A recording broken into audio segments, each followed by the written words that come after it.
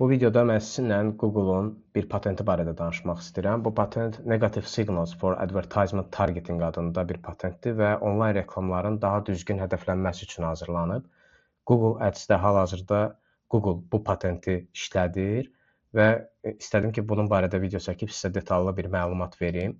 Gəlin görək ki, bu patent ümumiyyətlə necə çalışır. Patent onlayn reklamların daha düzgün hədəflənməsi üçün hazırlanıb. Belə ki, sistem istifadəçinin platformadakı davranışlarını click, hide, ignore və dismiss action logs kimi vasitə ilə toplayır və daha sonra topic extraction engine bu davranışları analiz edərək istifadəçinin hansı mövzulara qarşı negativ sentiment göstərdiyini ölçür və bunun əsasında həmin o profilə uyğun bir negative interest profile yaradır. Reklam sistemi, yəni reklamı seçərkən bu profili nəzərə alır. Əgər bir reklam istifadəçinin negativ interest profilında olan mövzu ilə əlaqəlidirsə, həmin reklam ya ümumiyyətlə göstərilmir, ya da onun göstərilmə ehtimalı azaldılır.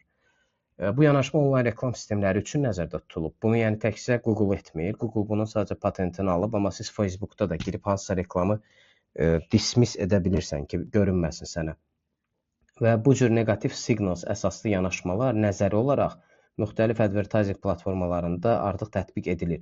Məsələn, istifadəçi dəfələrlə hansısa idmanla bağlı postları gizlədirsə, sistem bu mövzunu onun üçün negativ interes kimi qəbul edir və gələcəkdə ona idman reklamları göstərmir. Bu məlumatlar Google-a da sənin profilini daha yaxşı tanımağa imkan verir və bu yanaşma nəticəsində reklam sistemi daha intelligent, yəni daha zəkalı formaya gəlir. Yəni istifadəçi sadəcə yalnız maraqlı olan reklamları görmür. Eyni zamanda ona narahatlıq yaradan, maraqlı olmayan reklamları filtrdən keçirir.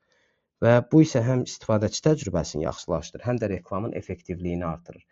Və bu sizi ən önəmli məsələ bu cür patentləri öyrənməkdə odur ki, siz başa düşməlisiniz ki, ümumiyyətlə arxadakı alqoritmik model necə çalışır və bu cür videolar çəkib sadəcə bu alqoritm yazılmadan əvvəl hansı patentlər alınıb və hansı biznes proseslərə görə bu patent alınıb, yəni məqsəd nə olub, bu cür video seriyalarda onu izah etməyə çalışacağam.